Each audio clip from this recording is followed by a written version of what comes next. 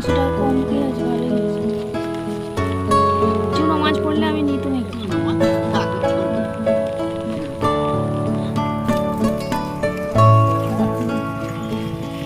যা হয় তাই ভালো, এত ইনভেস্ট করতে হয়।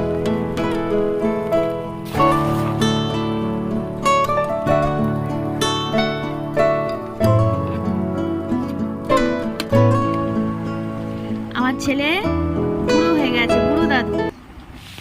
নমস্কার বন্ধুরা, কেমন আছেন সবাই? আশা করি সবাই ভালো আছেন এই বৃষ্টিতে। আমরা মোটামুটি ভালোই আছি। আমি এখন সকালবেলা বেরিয়েছি বন্যা পরিক্রমা করতে। গত 3 দিন ধরে এমন বৃষ্টি হচ্ছে আমাদের এখানে, প্রায় বন্যারই মতন অবস্থা। জমি জমা, ধান জমি সব ডুবে গেছে। আর যেহেতু আমাদের হচ্ছে নদীর পাশেই আমাদের বাড়ি, দেখতে পাচ্ছ আমাদের বাঁশবাগানের কি অবস্থা, পুরো জলে সব ডুবে গেছে। কালকে তো রাস্তায়, এই যে রাস্তায় জল উঠে গিয়েছিল। আর আমাদের চিন্তা, কারণ কি আমাদের তো মাটির বাড়ি, আর আমাদের নদীর পাশেই ঘর, বাঁশবাগান ডুবে যাচ্ছে মানে আমাদের ঘরের মানে ভিতেতে একদম জল উঠে যাচ্ছে, ওটাই একটু চিন্তার। চলো এখন আমি যাচ্ছি আমাদের গ্রামটা একটু ঘুরে দেখতে। চাষবাসের কি অবস্থা, আমাদের ধান জমি তো ডুবে গেছে। একটুখানি ওই আলগুলো কেটে দিতে হবে, তাহলে জলটা বেরিয়ে যাবে। চলো আমিও যাচ্ছি, তোমাদেরকে ঘুরে দেখাই। আর আমাদের বাঁশবাগানের কি অবস্থা তোমাদেরকে একটু ঘুরে দেখাই, দাঁড়াও।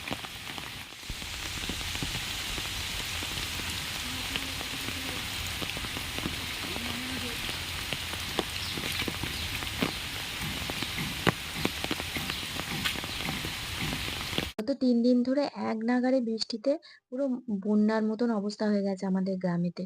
আর আমাদের বাড়ির পিছনেই তো নদী আছে, আবার নদী থেকে জল ছেড়েছে। আর বন্যা বৃষ্টি দুটোতে মিলে একসঙ্গে পুরো বন্যার মতন হয়ে যাচ্ছে, দেখো না। কালকে আমাদের বাড়ির উঠোনে পর্যন্ত জল চলে এসেছিল।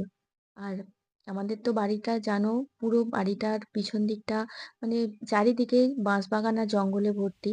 আর ওই জঙ্গলে তো সাপ থাকে, সাপের বাসাগুলো, গর্তগুলো ডুবে যাচ্ছে। বাড়ির মধ্যে সাপের উপদ্রব হচ্ছে। প্রত্যেক দিনই প্রায় 2-3টে করে সাপ দেখা যাচ্ছে বাড়ির মধ্যে। এটা একটা মানে কি বলবো, ভয়ানক ব্যাপার। আর সাপের জন্য যত রকম সাবধানতা অবলম্বন করা দরকার, সবকিছু ব্লিচিং পাউডার দিচ্ছি, কার্বলিক অ্যাসিড দিচ্ছি। তারপরে জঙ্গলও পরিষ্কার করানো হচ্ছে মাঝে মাঝে বাড়িতে। মশারি খাটিয়ে শোয়া হচ্ছে। আসলে বাচ্চা আছে তো, ওই জন্য বেশি ভয় পাচ্ছে আমাদের। যাই হোক, দেখো এই পুকুরটা পর্যন্ত ভর্তি হয়ে গেছে, দেখো পুকুরটা ভর্তি হয়ে রাস্তা দিয়ে জল ছুটছে। আর এখনো বৃষ্টি হয়ে চলেছে। 2 দিন মানে 3 দিনের পর আর কি, 4 দিনের দিন আজকে সকালে এখনো বৃষ্টি হয়ে চলেছে। আর দেখো আমাদের জমিগুলোর কি অবস্থা, এই তো কদিন আগে রোয়া হলো, তোমাদেরকে দেখিয়েছি। দেখো মানে কচি কচি গাছ তো, গোড়াগুলো সব ডুবে গেছে, শুধু মাথাগুলো জেগে আছে, দেখো। চল একটুখানি কাছ থেকে দেখাই কি অবস্থা। মানে জাউনা কেটে দেওয়া হয়েছে, সব জলটা নেমে যাচ্ছে, কিন্তু তবুও আরো এরপরেও যদি আরো বৃষ্টি হয়, আর ধান গাছগুলোকে বাঁচানো যাবে না, ধান গাছগুলো নষ্ট হয়ে যাবে। কারণ এক নাগাড়ে যদি মাথাগুলোও ডুবে যায় ধান গাছে, তাহলে ধান গাছগুলো নষ্ট হয়ে যাবে।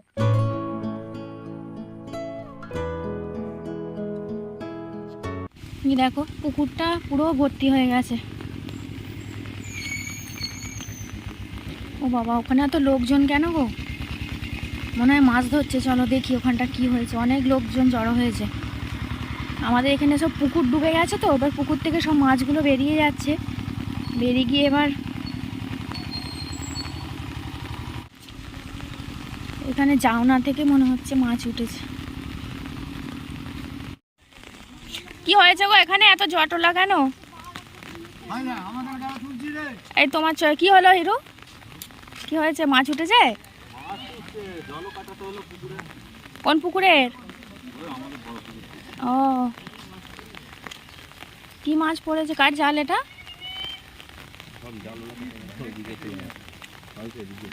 মাছ পড়েছে?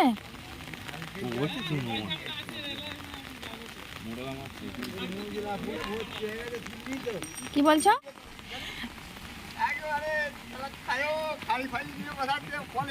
তুই নেটে ছেড়ে দে বলে অনেক তোকে নেটেই ছাড়বো, তোর ছবিটাই তো আমি আগে ছাড়বো।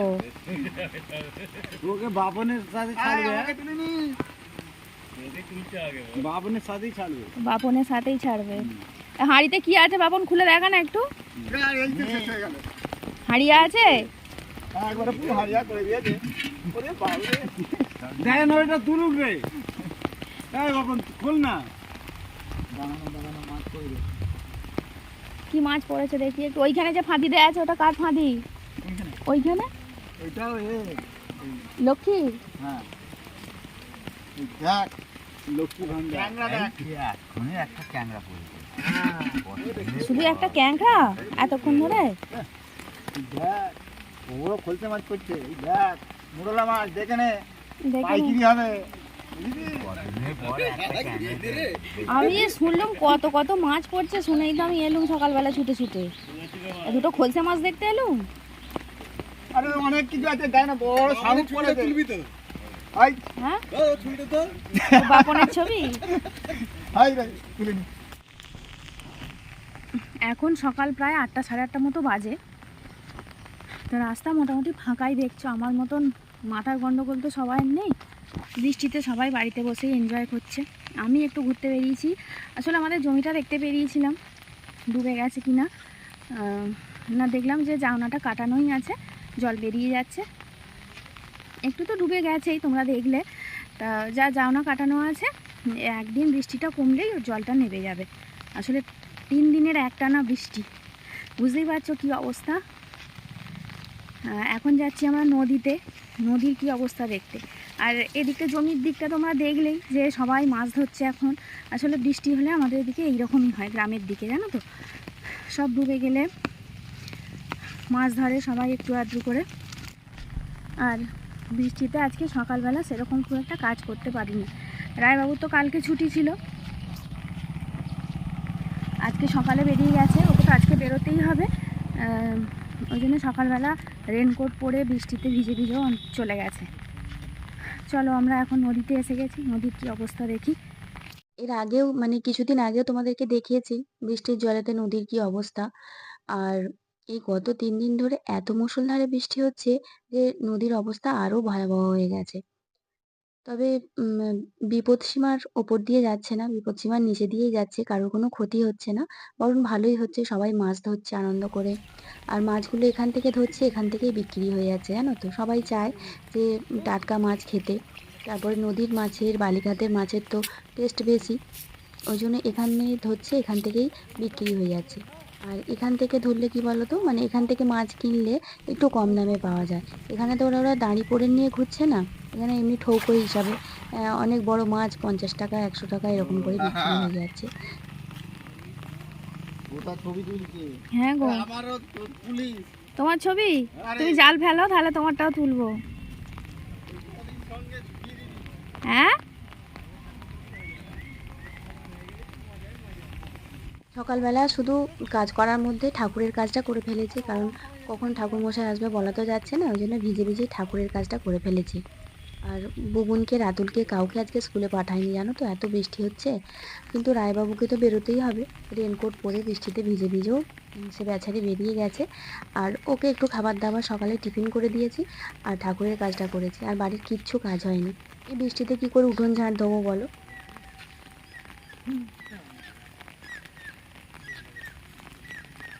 বিশাল বড় একটা মাছ পড়েছে ওই জন্য।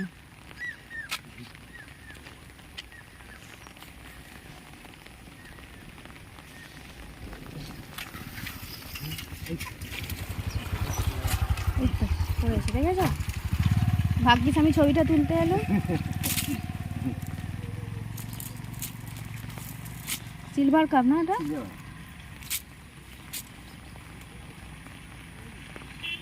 কালকে বিকালের দিকে নাকি খুব মাছ উঠেছিল, ধরুন এখানে আসা হয়নি।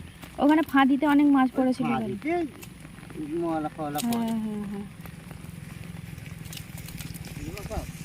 হুম। যা হয় তাই ভালো, এটা তো কোনো যা হয় তাই। ইনভেস্ট করতে হয় না।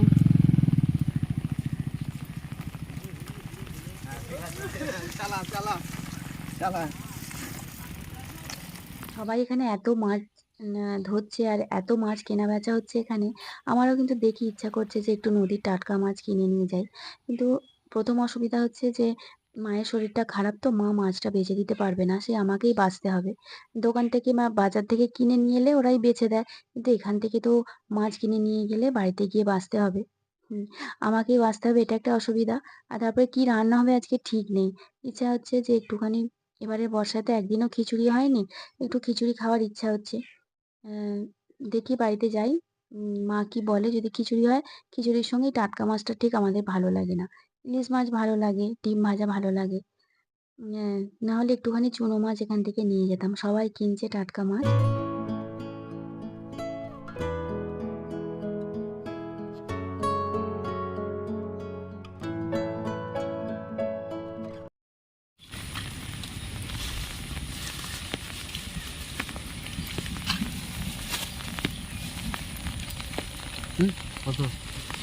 তো গিয়ে আবার বাঁচতে হবে।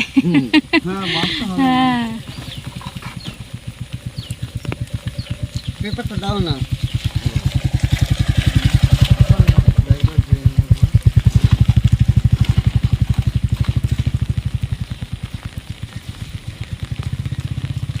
না দেখ দেখ দেখ এ কর। থাক, আমার দেখ দেখ আসে। আর ওইটা কি করবে? এটা নেবে? দিয়ে দাও। 100 টাকা দিয়ে।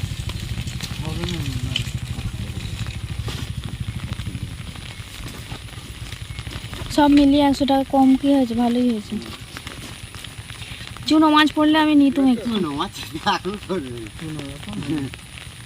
আর অসুবিধা হচ্ছে কি বলতো, আমাদের বাঁচতে অসুবিধা। আমার মাছ গিয়ে কিনে নিলে বেচে দেয়। মাছ চলে গেলে আর এইসব কেস হবে না মনে হচ্ছে, যেটা আবহাওয়া যেটা বোঝা যাচ্ছে। আর কতগুলো মাছ 100 টাকা।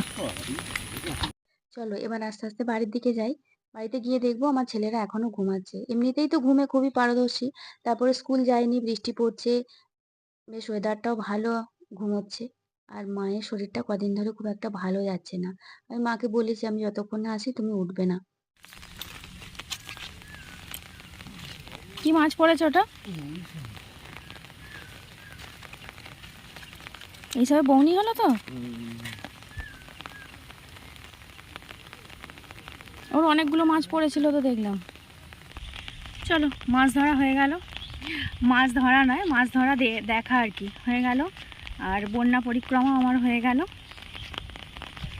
এবার বাড়িতে যাব। বাড়িতে গিয়ে কাজকর্ম যাদের যাদের সব ঘুম পাড়িয়ে, সবাইকেই ঘুম পাড়িয়ে রেখে এসেছি। মা উঠে পড়েছে কিন্তু বিছানাতেই শুয়ে আছে। মায়ের শরীরটা ভালো নয়। মায়ের কদিন ধরে শরীরটা খুব একটা ভালো যাচ্ছে না। মাথা ঘুরছে, এক গা ঘেমে যাচ্ছে মাঝে মাঝেই। প্রেশারটা একবার চেক করাতে হবে। যাই হোক, সবাইকে শুয়ে রেখে এসেছি। এবার বাড়িতে যাই, গিয়ে কাজকর্মে হাত দেবো। সকালবেলা কিছুই কাজ করতে পারিনি, এত বৃষ্টিতে কি কাজ করব। শুধু ঠাকুরের কাজটা করে ফেলেছি ভিজে ভিজেই। ওই ফুল তোলা, ঠাকুরের এই সমস্ত করে ফেলেছি। কারণ কি বলা যায় না তো ঠাকুর মশাই কখন চলে আসবে, ওই জন্য সকালবেলার ঠাকুরের কাজটা করে ফেলেছি। এবার গিয়ে বাকি সমস্ত কিছু কাজ হবে। এখন এইরকম মাছ ধরার কাজ এখন যত দিন বৃষ্টি চলবে চলতেই থাকবে। আর আমি কিছু মাছ নিলাম না এই কারণে, আজকে বৃষ্টি পড়ছে বলে একটু খিচুড়ি করার ইচ্ছা আছে। দেখি মায়ের কী রকম শরীর আছে, মায়ের শরীরের উপরে নির্ভর করছে। মায়ের শরীর যদি বেশি খারাপ হয় তাহলে তো আর খিচুড়ি ফিচুড়ি করা যাবে না। ওই জন্য আমি মাছ টাছ কিছু নিলাম নি।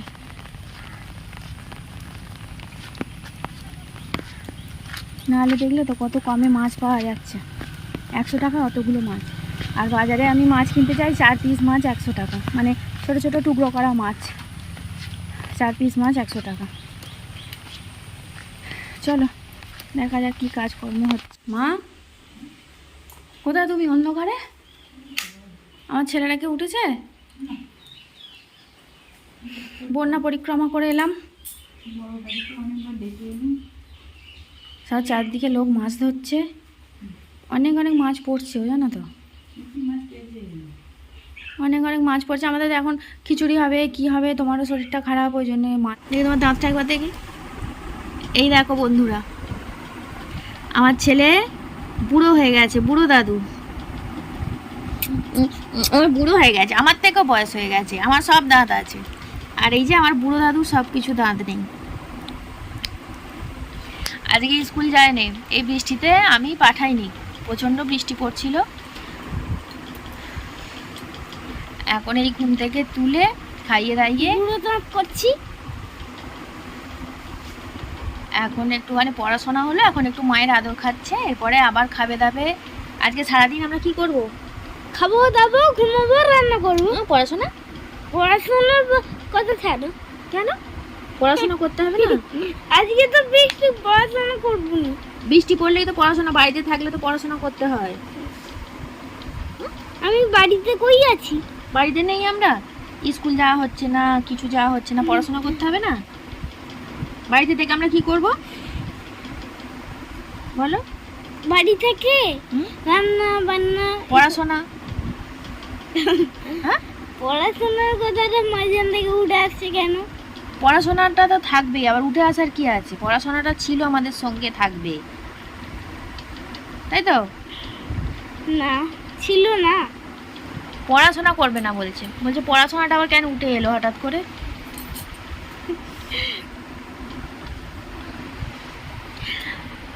ঠিক আছে চলো, কটা বাজে বলো তো? 11টা বাজে, কিছুই কাজ হয়নি, 11টা বেজে গেছে। আজকে আর খিচুড়ি করব না, খিচুড়ি আজকে আর হবে না, কারণ আমার ছোট ছেলে, এই যে খিচুড়ি খাবি তুই আজকে? কি খাবি তুই? একদম না, তাহলে কি খাবি? একদম না। তাহলে কি খাবি বল? খিচুড়ি তো একদম খাবো নি। তাহলে কি খাবি? আরে ভাই,